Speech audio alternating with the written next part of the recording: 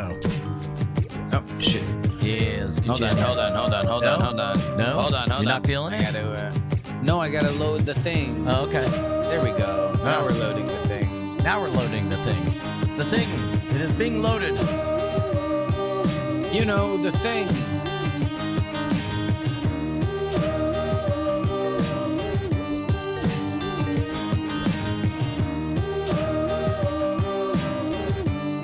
Yeah.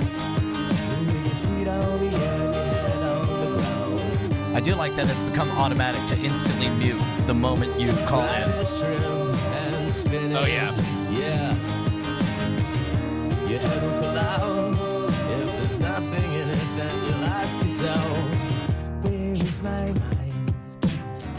Where is my mind? Yo, let's do this. Where is my It's Wednesday afternoon. It's happy hour. The last hour of happiness that ever existed. That's it. Although it does have kind of an ominous cloud over it, completely unrelated to our discussion last night. I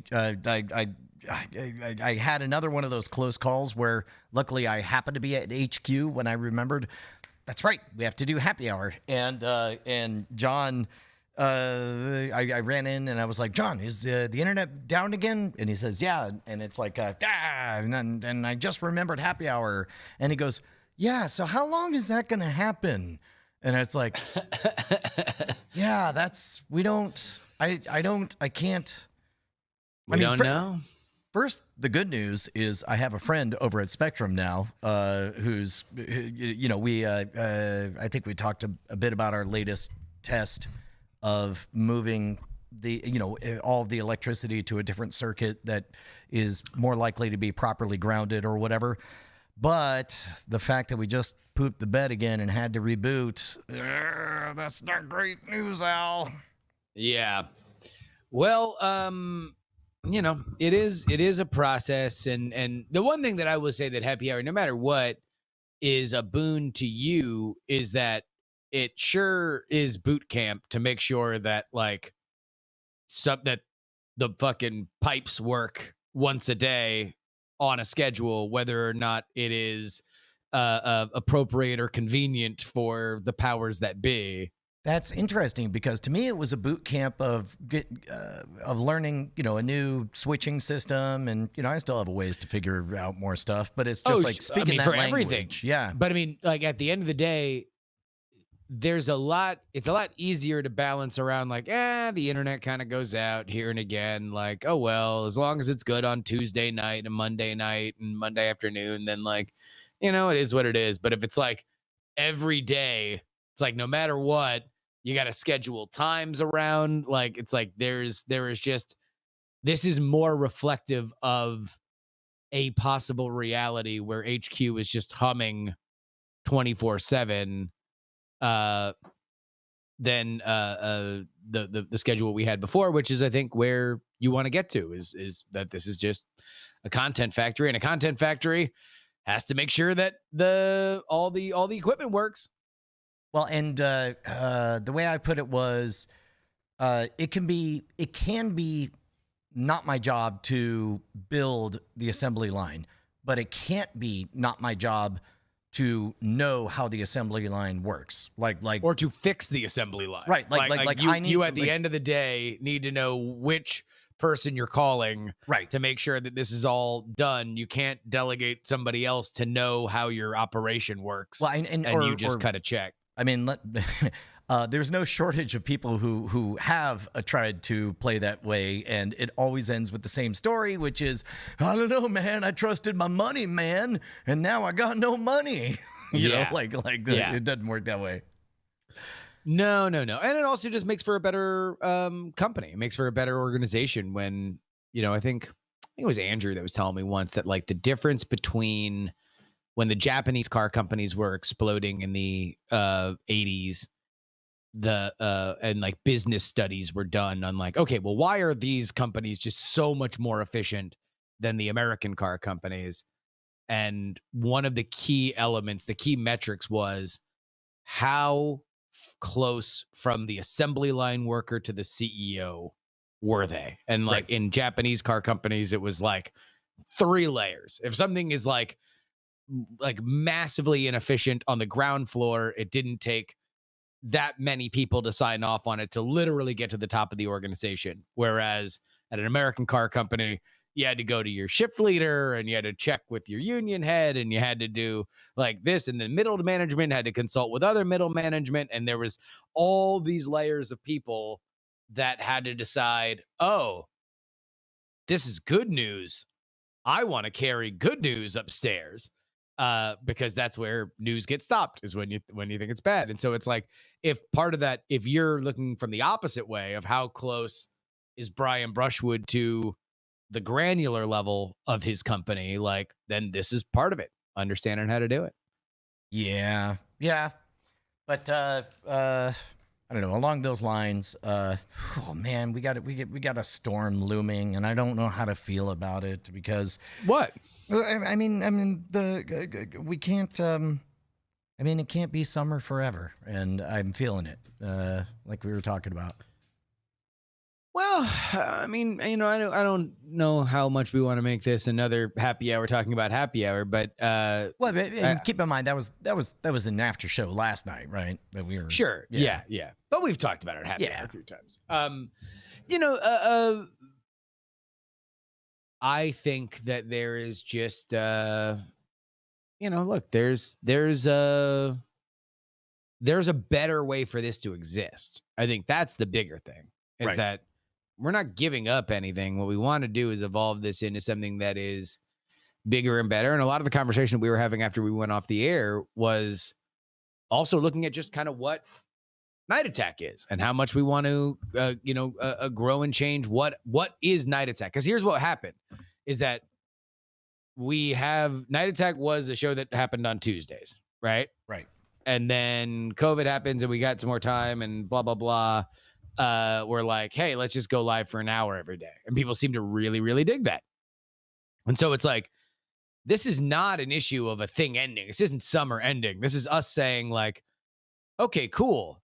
We just did a limited time offering of a thing. People fucking love it. Right. Now the question is more to us, like, what do we do with this information? And that's a really good way to put it, because what Night Attack offered every Tuesday night has been white hot intensity for 3 glorious hours of tungsten on fire. Just so bright you could barely look at it. And sometimes it exploded. Sometimes it shone brighter than the sun, but it was its own thing. Happy Hour seems to be a different version of like, what about, and I keep using the word low stakes, but just more time with you and me as people. And people seem to love that for different reasons. Yeah. And it may be that maybe the two things don't belong in the same feed or what have you. And that's what we got to figure out. And that's what we want everybody's feedback for. Also, I should really learn how to bring back the chat. I don't know how to bring the chat onto the screen. I'm working on it. I'm doing my best. Bryce will tell you to restart the computer. Yeah. I think that there's ways that we could continue to evolve this product. I think of everybody who wrote in, and thank you to everybody who wrote in. But if there were negative comments, it was mostly like, oh, it's all tech talk and Queeby, right? And it's like, well, number one, like, come on. we get on weird jags all the time. But part of it is that, like Brian said, there is a low stakes element here where it's like, okay, well, this is what we're talking about. Like, this is just what we're just going with whatever's on top of our heads. So we're 10 minutes into it, and we've mostly just talked about ourselves and where we're going and the very existence of our show. But if this is something that we want to make it, if we want to make permanent, then there is maybe a little bit more in here. Like Night Attack evolved into a different thing as soon as we started thinking about games, and first it was me thinking of games and calling Brian and working them out. And now it's Bryce that autonomously does that. But it's like, that became an element that people love. That became an element that, is probably even bigger than Brian and I. So it's like, all right, well, what do we do here? How do we take this also unformed but different shaped piece of clay and make it into something that people really dig? So we will see. I think I'm down to just have more pressing conversations about it, because I do think that whether or not it ends or we do it or we don't do it, I do think that there's a moment now when we're at peak. This is rad. I'm glad like this happens, but it's like some people are going back to work. Some people are getting used to their habits. Like they're now shifting their habits for the first time while in work from home mode. So it's like, now is the time to take the gains we've made and turn them into something that we know are good and cool and more permanent. Yeah, and not just from the audience side, but from our side as well. I mean, so far there's only been the one-off of you going to cover the Trump rally, but you and I are only going to get more busy. And even then, we didn't miss anything. We still, even through quarantine in Tulsa, we kept rolling. But there is opportunity cost and everything. But these are behind the scenes conversations. Nobody listening that is happy to be hearing our voice is excited to hear that element. Well, okay. Can I don't know how many people out there are currently midway through playing The Last of Us, but I want to reveal, this is a full-on spoiler. If you intend to play the game, I'm gonna spoil part of The Last of Us Part 2 that we just got to. So because I spoke, I've been texting back and forth with Rob Krekel, your friend of mine, lead sound engineer, designer at Naughty Dog Studios. By the way, if you have the means to be able to complain or praise directly to a third or fourth credited creator of a major video game, I highly recommend it. I asked how he was feeling about everything, and he said, well, first major spoiler, really bummed a lot of people out. And then I was like, oh, no, man, I mean, that had to happen because of these reasons, thematically and story-wise and all that stuff. And then he's like, yeah, there's a second thing some people don't like. And now keep in mind, this is a game that has one of the highest Metacritic ratings of all time. It's doing very, very well or whatever. But I'm about to full on reveal what I perceive the second big spoiler of this game is. Can I ask you why? Because it's less of a thing in the story and more of a move they made. Okay. But in terms of a storytelling move, it's a fairly bold move. Because last we talked, you and I mentioned that it's a revenge game. There's a terrible thing that happens and somebody swears revenge. And so you have a list and you go through the list. Now imagine, spoilers. Imagine if the moment you get to the last person on that list, the game pivots and you experience the game 4 years ago from the perspective of the last person on the list. And you find out that the reason that they performed this tragedy is because it was her father. Their own. And then you go experience and you're forced to run patrols and you're forced to live life in this place as a member of the tribe who has been the subject of your revenge fantasy the entire game long.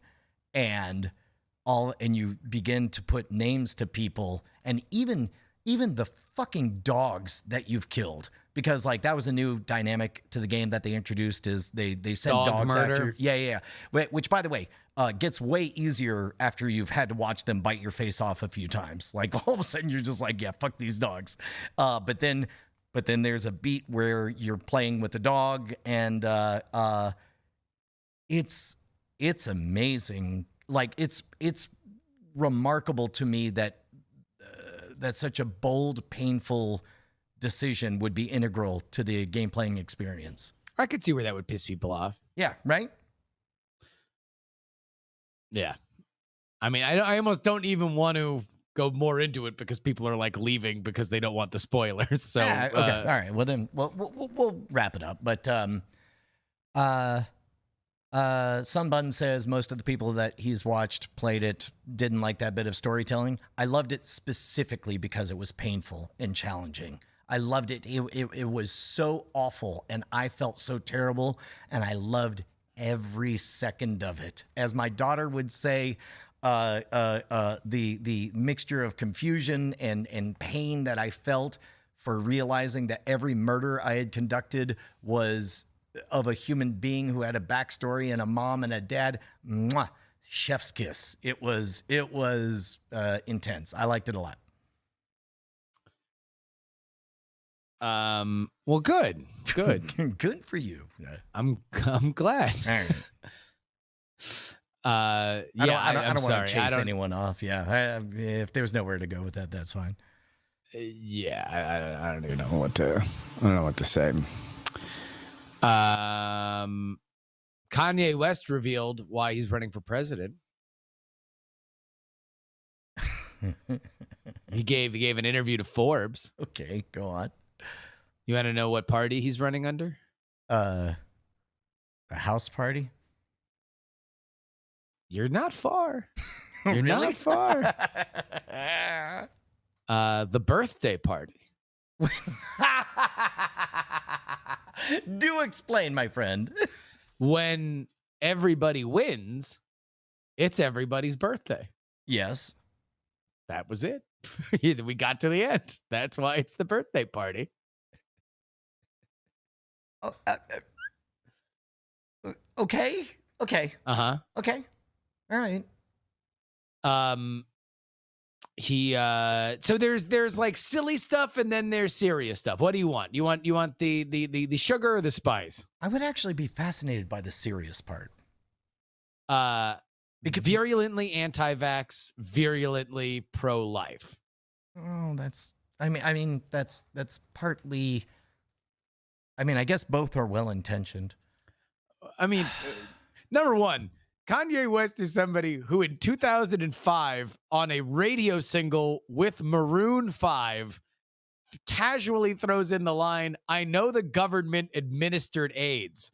So it's like if you are looking to Kanye West and saying, "Oh my God, this conspiratorial thinking," I implore you to just pay attention. He's been very consistent with the fact that he is literally insane when it comes to conspiracy theories. Like, yes.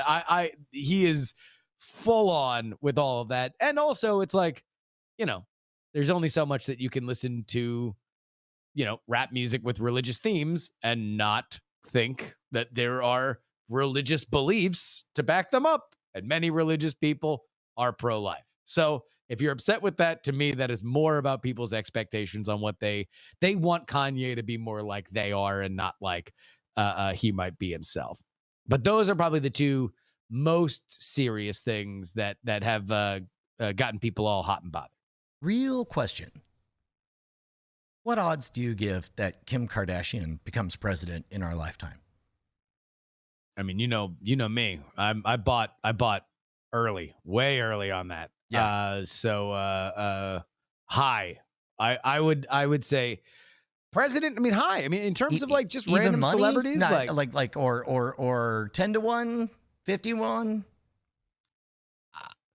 I would buy it at even money. I mean, Wow. so like I would buy it at even money because I just think that it's going to pay out. But I think that all of the fervor and bombast that Kanye brings, boy, is it going to be a real easy pivot for him to say, "It's not me, it's her."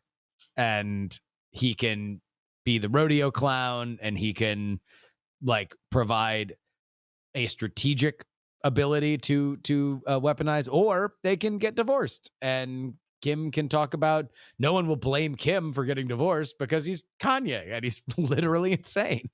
Yeah, but then also, like him being delightful and jaunty as first man, I think is a role that he would Either dig. way, to me, I would say either way, this is like, yeah, if Kanye is literally just redesigning the White House and redesigning, like, is doing the Kanye version of Camelot, like being the new Jackie O, like, I think he would He would love every bit of that. But right now, she is not in the spotlight. It is indeed Kanye saying that he has the full backing of Elon Musk, and he has selected as vice president a preacher in Cody, Wyoming. Cool. He also said that he initially supported Donald Trump on one hand, and he repeats this a lot because he believes that the Democratic Party has taken advantage of what he thinks is their white supremacist belief that they own all the Democratic or all the black votes. Right. And also because he likes Trump hotels because there was a saxophone in the lobby. Direct quote. I don't know what to do with this. This is you just did like you and I just did mirror images of the same. Yeah, I did a very Brian thing that left Justin saying I don't know what to do with this. You did a very Justin thing that left Brian saying I don't know what to do with this. There's a saxophone in the lobby, Brian. Yes. You know? But unless it's sax squatch, that's the only saxophone I want to see. That's pretty much it. But yeah. So he says he's serious. Who knows? I talk about it on the new episode of PX3 that'll go up after we're done here. But and that will be, I guarantee you. All right, let me ask you this. So I love talking about Kanye West because I find him endlessly fascinating. The fact that Kanye West is running for president means that I am rare in my life, an undisputed world expert at something. Right. Because I know a lot about Kanye West. I know a lot about electoral politics. May not know the most about Kanye West, may not know the most about electoral politics, but I'm telling you, I'm in the world rankings for knowing about both of them. Okay, so real quick, just so you know, I'm going to try to reboot vMix and see if I'm able to bring back the chat.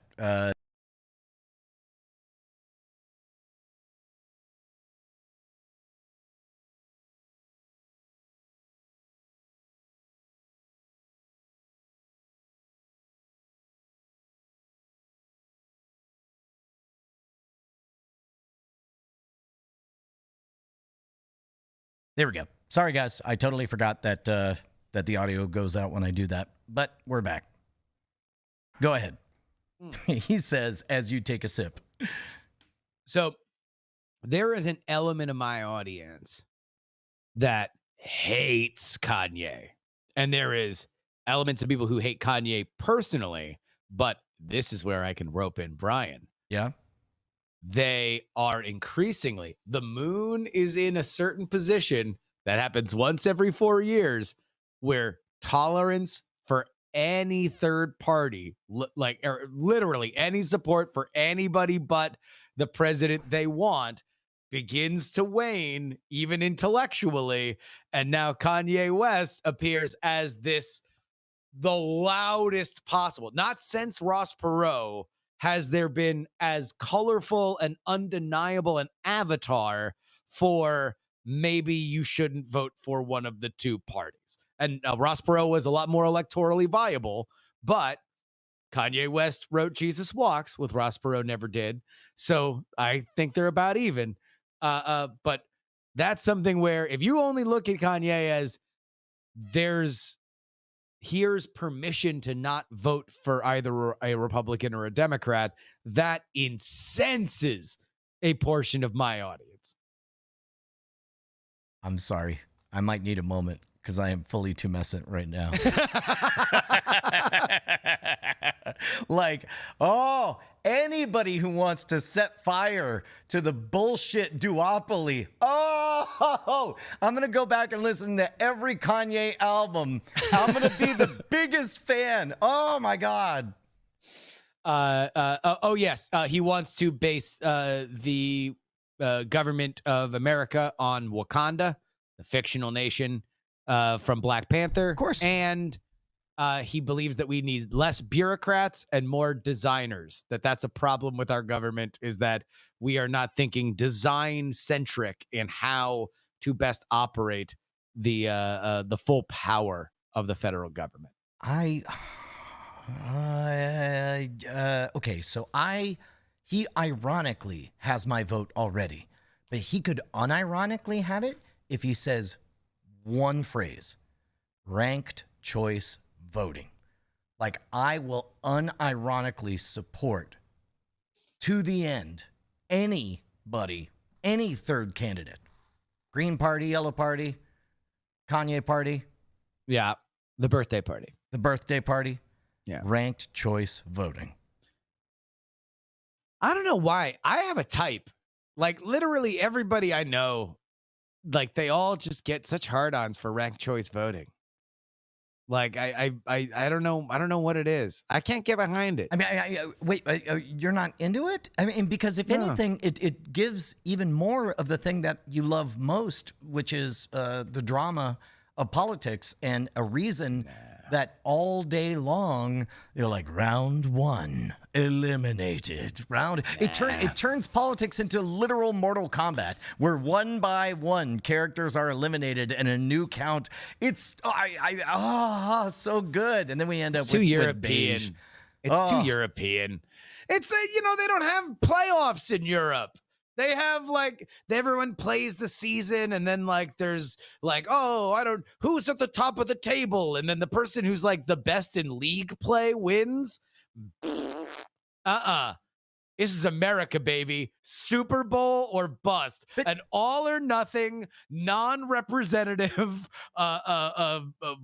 big, hairy, win it all or suck ass forever. All the stakes are on the line. American showdown. That's what your boy loves. But you get a longer movie. You get more drama. You get ups and downs. No, you get at the end. trips. A little bit of power here, a little bit of stakes here. No. Big blood dripping on the steakhouse floor, red meat. One meal that I eat until I shit myself at the table. That's what America's about. Huh. I suppose what I like about it also is that at the end of the day, everybody goes, yeah, this is pretty good. Yeah, I'm all right. Yeah, You I know. know, It like, would imagine probably make all people the- happier. all the It would drama. probably make people happier. Right? And it would It would remove. make infinitely more politicians, though. There would that it explodes the amount of politicians that you have. Okay with that too. Nah, I they're think more dangerous. people I should don't be- trust them. I don't trust them. I want to keep that number small. You're like, I don't- I like my politicians like I like my Playboy models. Crazy and two at a time. That's it. I'm just saying this. If I ever have a child and they come to me and they say, Daddy, I'm gay, I would stand up and applaud. Daddy, I'm trans. I want to be a musician. I want to be a pornographic actor or actress. I would say, you do you, Pikachu, because their legal name will be Pikachu. But if they said that I want to be a politician, I would kick him the fuck out of the house. I don't give a fuck. Get the fuck out of here. I didn't raise you to be, but we have 50 parties now, and it doesn't mean I don't trust it, and I don't trust you. I don't remember dropping you on your head when you were 2 years old. So, Ashley.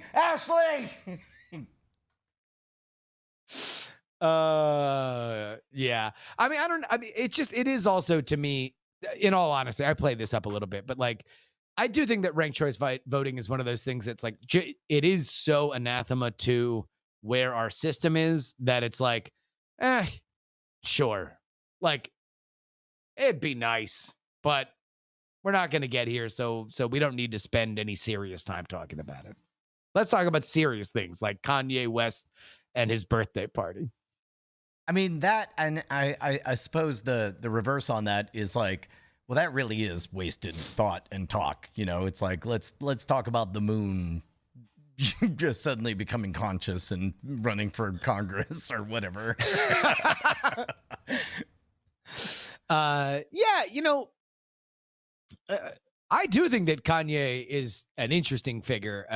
If just on two levels. Number Bold one, take. Wow, you think he's The- interesting? well, I mean, You heard it here first. viable, No, I'm sorry. viable. Wait, like you said. viable? Okay, all right. Well, that is Viable on interesting. two levels. Viable on two levels. Number one, I do think that there's an element where he can exploit an enthusiasm gap. People, whether or not there are enough people to vote for Trump, the people that do want to vote for Trump are very enthusiastic to vote for him. The people that identify as wanting to vote for Biden are not It's like a tremendous gap between them. And so if you have less enthusiastic voters, that means they are more likely to either stay home or be pulled away or engage in some kind of protest. And Kanye identifies more with Biden voters, just in terms of where his fan base is geographically, than he does with Trump voters, in my opinion. Yeah.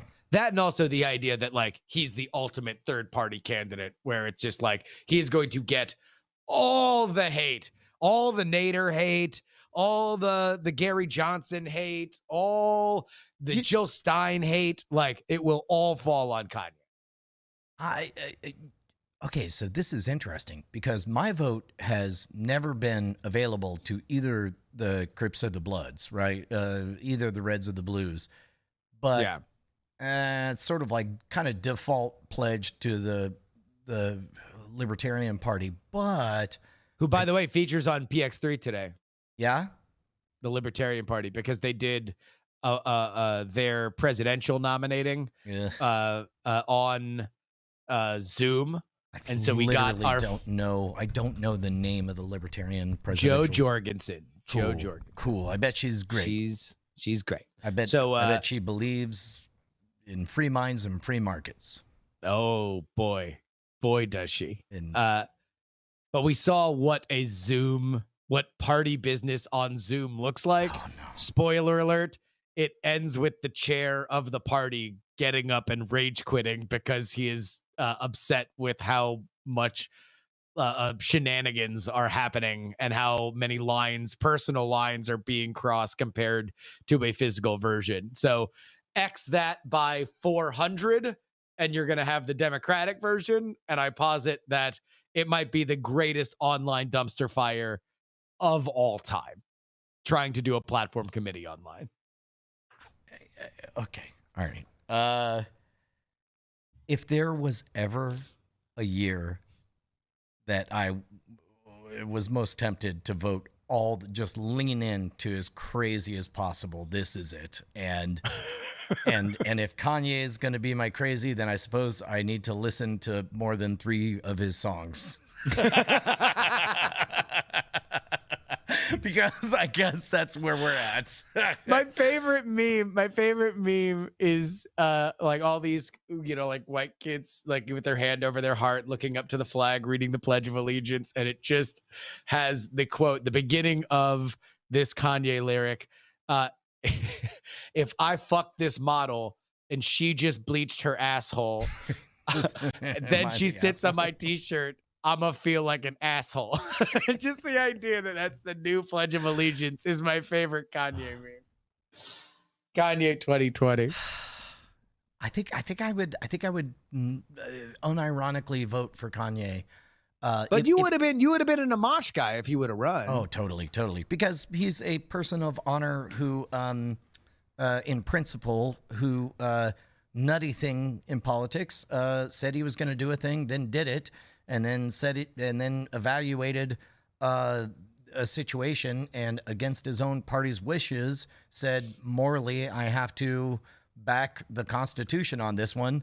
I mean, what's not to love? Oh, what a crazy fantasy that was. If only. Has he talked about why he didn't run? No, I think it boiled down to, if I was to guess, what I've read between the lines is he had an exploratory committee, and he made it very clear that he's like, hey man, I'm only going to do this if I think there's a real chance of getting somewhere. And the results came back. No, what you will get is 6 months of agony and blame when Trump wins again or Biden wins again or whatever. And he's like, that doesn't sound fun. Let me check back on this 4 years from now. Yeah. Yeah. Tally Zarell says giving up on y'all. I don't know if that means Amash gave up on us or if she's giving up on us. I think she's giving up on us. Oh, if we Probably. vote for Kanye? I think that we're talking about it. Yeah. I mean, again, like I'm not bullshitting. Like I think this will be the last time I talk about Kanye on the PX3 show. Oh, because Because it's too incendiary? There is visceral visceral fucking hate now, and it will only get worse as we get closer. Like, I know that there's going to be attrition on my show. Hey, The yeah, emails are going to how are you get more going to- angry How are you going on this. Do you have a plan for this? Because like we're past the part. I would say we've passed peak fun on the politics stuff, and I know you're in it for the fun and the wrestling. Is it safe to say we're past peak fun at this point for this year? I don't know if the brand has been fun for about a year now. Like the brand has been more, let's break things down. I think the accent has been fun. That was a big change I had to realize, was that like I was much more I was a better broadcaster as a smart guy who's funny instead of a funny guy who's smart. Right. I wasn't funny enough to be funnier than the funny people that actually like do this, but I am probably smarter than them, so I can lead with the insights and then follow up with like a random joke or knowing, a random reference. So it's like the thing that I can do and I will do is like just be as analytical as I can. Like that's the pitch. The pitch is I will not lie to you. I will tell you what I see.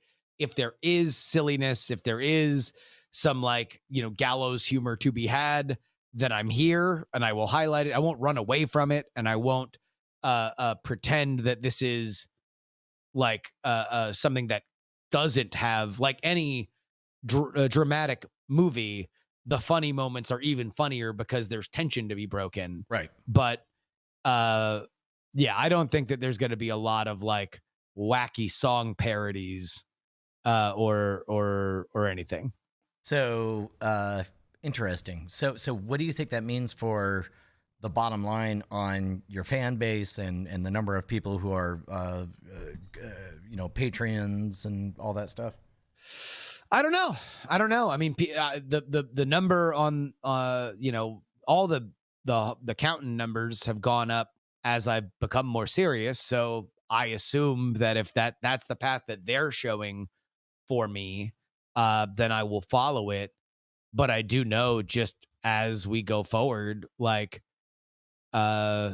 increasingly people don't want to hear anything that isn't people are starting to really consider the possibility that their guy won't win, and it's becoming increasingly quote unquote not funny to hear playful banter. Well, I mean, and honestly, the Kanye stuff I find interesting, because I find him as an artist interesting, but mostly because it goes away if you don't look at it. This isn't even like when Trump ran. Trump was running, and then all of a sudden he had this percentage in the Republican primary where you're like, oh, fuck, he's blowing everybody out of the water.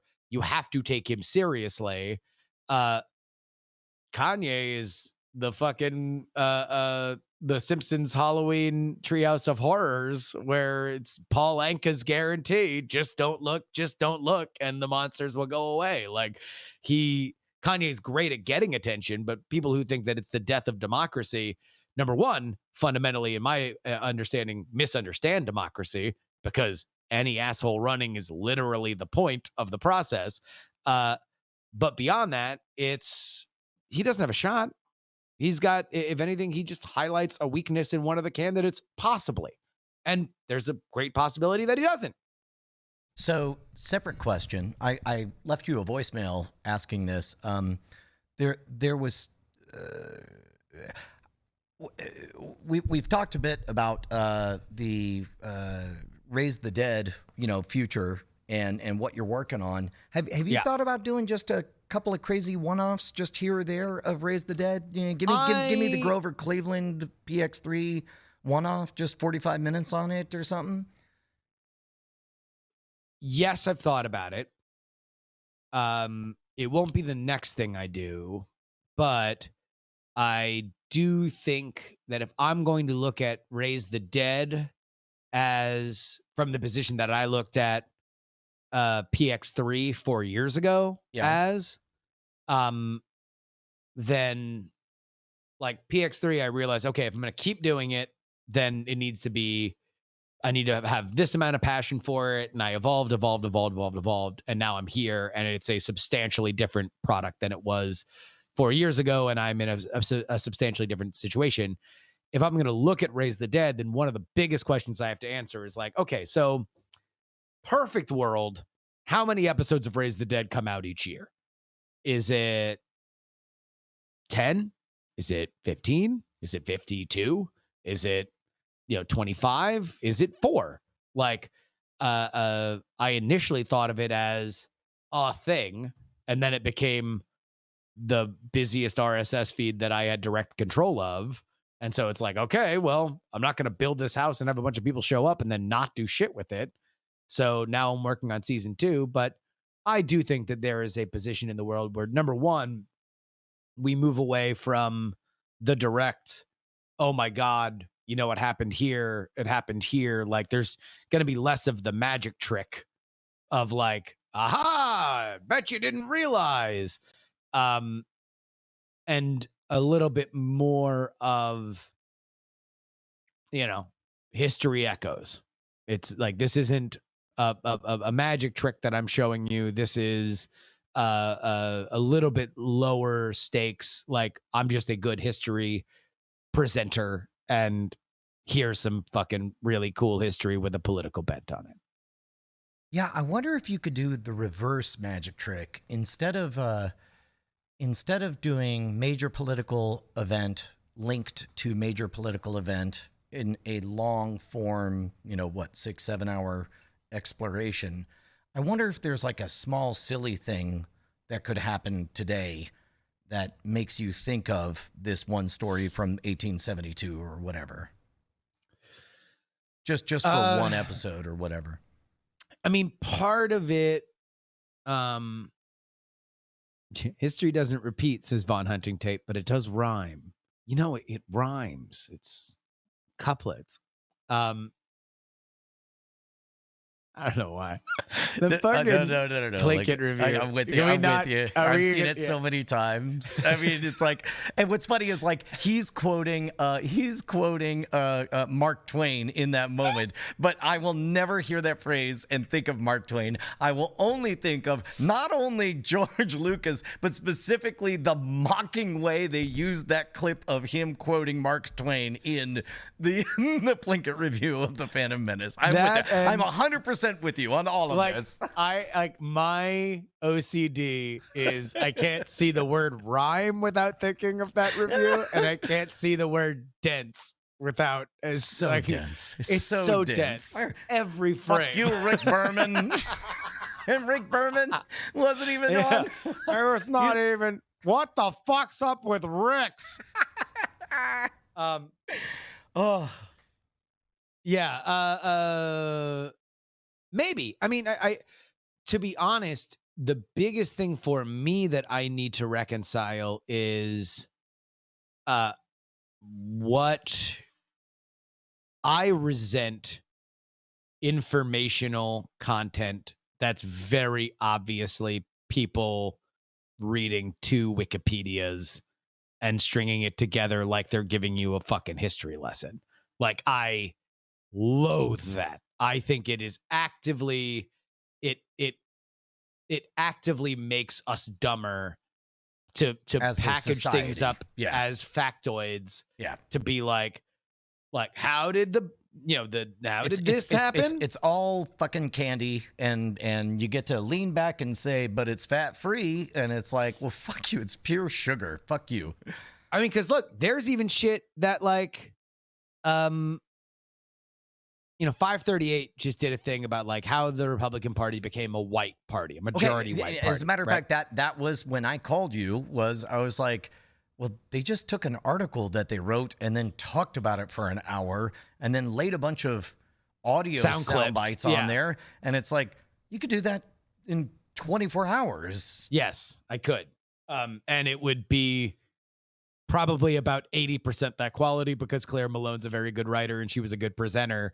But there are elements of her reporting that I'm like the actual story is more interesting. It is genuinely more interesting, and it wouldn't take that much more time, but you read certain reviews or you read certain things, and I'm not accusing her of fucking reading 2 Wikipedia articles, but there is general consensus knowledge that I think the digging one layer beneath that is what makes hardcore history amazing. Right. It's what makes You Must Remember This amazing. Like it's what makes Darknet Diaries amazing, because it's just that one little, like, God, you don't need to go far. You just need to like look a little bit more into kind of like what the contemporaneous things that were said, because especially in advertising over at the Wizard Academy, I'll use the word we. Call it the third gravitational body. Like, give yourself some math, give yourself 2 globes, set them, start modeling how they run around each other. Great. You could totally do that. But when you add that third gravitational body, math gets real hard, real fast, and stuff, that it gets much more chaotic, much more quickly. It also tickles Broca's area in the brain, which is the part that makes humans seek novelty and makes us call things good. And so in that case, I could see exactly where you're coming from, where it's like, what if I told this story but also played sound clips? It's like, and what do you mean? And I could have that done by tomorrow. And it's like, yeah. And I don't want to take away from the writing that was done in the reporting, but like there is the story of how the Republicans became a majority white voting party is longer than they gave it. And so you got kind of the like feature film treatment of what is an overly simplified Cliff's Notes. It's if they would have made Game of Thrones a movie, right? Right. It's like you would have had to, let's like, okay, well, the first act ends with the red wedding and the second act ends with, them coming over from the other place, Essos. And then the third act is the thing. And it's like, all right, well, turns out what people fucking loved about Game of Thrones and why they got pissed at the end was the rich, intertwining, slow moving story. That was the value in it. And it's like, I would rather do that for those kinds of stories that I think are important, Yeah. But so, yeah, I mean, what I don't know if I'll ever get to the point where Raise the Dead is a weekly series. And if I did, boy, it would have to ramp up and I would have to have more people. Like I would have to be working on on production. You'd have to offload a lot of the heavy lifting. But again, this is back to what we were talking about before, where it's like your job is not to build the assembly line. Your job is to know the assembly line from beginning to end, and that's the hard part. Yeah, and maybe that is the future, right? Maybe the Dog and Pony Show become, LLC is an audio company. I mean, it basically is if you look at where the money comes in. And that's what happens is I just, I hire people and I hire people that are helping me write scripts and help me research, and we put together these shows, and Raise the Dead is one of them, and PX3 is one of them, and we bring that other stuff in. Maybe we're getting close to the end of the hour, but you have touched on something that I'm really wrestling with. We're about to release, I believe, the first Mono Rogue episode that has 0% Brian in it. And Really? yeah, like within the hour. As a matter of fact, as I understand it, we're just changing titles and thumbnails right now, and we're about to release it.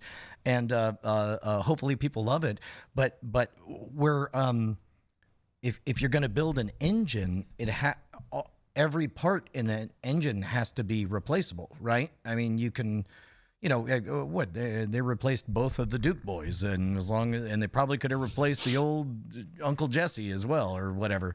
I mean, if they were going to make it now, they'd have to replace the General Lee. But the point is, I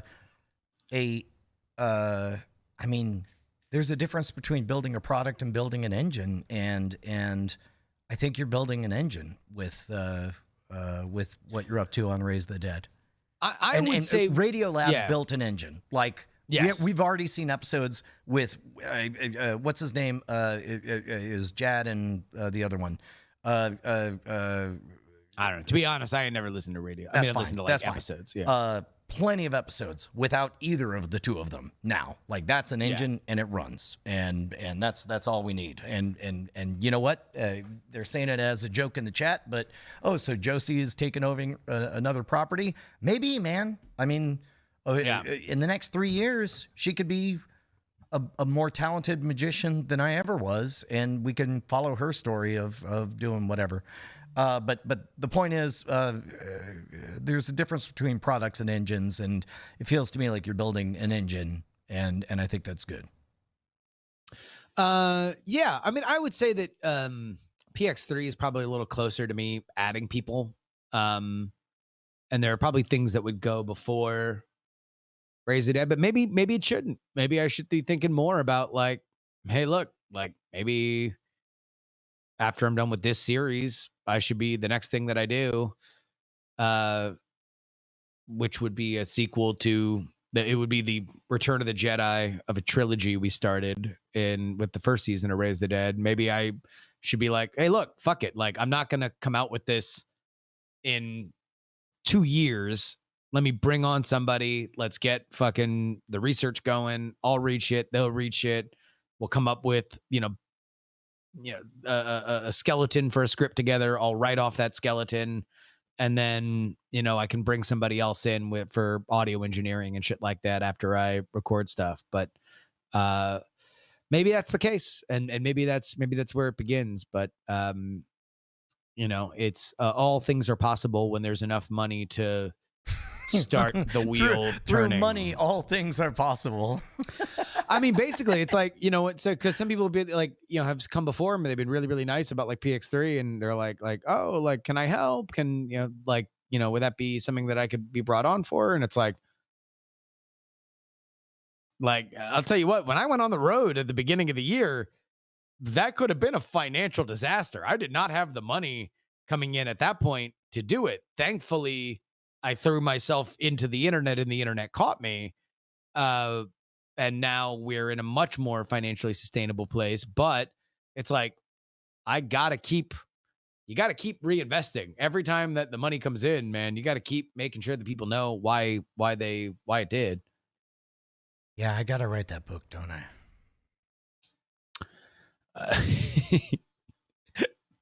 Of course you do. Of course. Right. Yeah. I actually did write the first chapter, and it was overly hostile and curse laden, and I sent it to 3 or 4 people whose opinions I value, but I didn't send it to you because I was afraid that you would you would yell at me for having only gotten 1 chapter in. Me? No. I don't. I mean, look, you got to do what you got to do on that. Like, that is something that, like, until you are ready to birth that baby, like, it is not going to come out. And you can give yourself reasons to do it, but it's like, unless you give yourself reasons to do it. Here's what I know about Brian Brushwood. You will not be forced into it. The fastest way for me to have you never write that book is for me to get on you every day and say, write that book, because you will find the oppositional reasons why it's not ready. Romany Malco released a video today that got 2/3 of the combination right. And it was almost like there was a good 30 seconds that I heard my words coming out of his mouth, and it made me realize, like, oh no, I can't wait. It's got to get out. Yeah. The trick is simplifying. The trick is figuring out. No. It could be simpler. It could be simpler. We could do this. So anyway, but I've crossed the threshold of actually writing and moving forward. And oftentimes, once you're on the other side of that big hump, you're gonna have Meryl on your ass. Meryl's gonna Meryl. Now that you fucking, God damn it. Now that you've played that gambit to Meryl, Now that I Meryl's just told him gonna I was fucking gonna make a human sacrifice out of him. get right up. He's gonna fucking take up rent in your butthole. Fucking. That sounds like a good time to wrap it up. Thank you to everybody. By the way, Yeah. Tijuana Jackson, Purpose Over Prison. The trailer's out now. Trailer out now on Fandango's Twitter account is where I saw it, but it is out in VOD on July 31st. But the trailer looks good. It Dude, looks that's fucking awesome. great. All right, I'll Yeah. check it out immediately. We love you guys. Take care. See ya. But they told me Swear's trying to talk to me. Where is my mind? Where is my mind?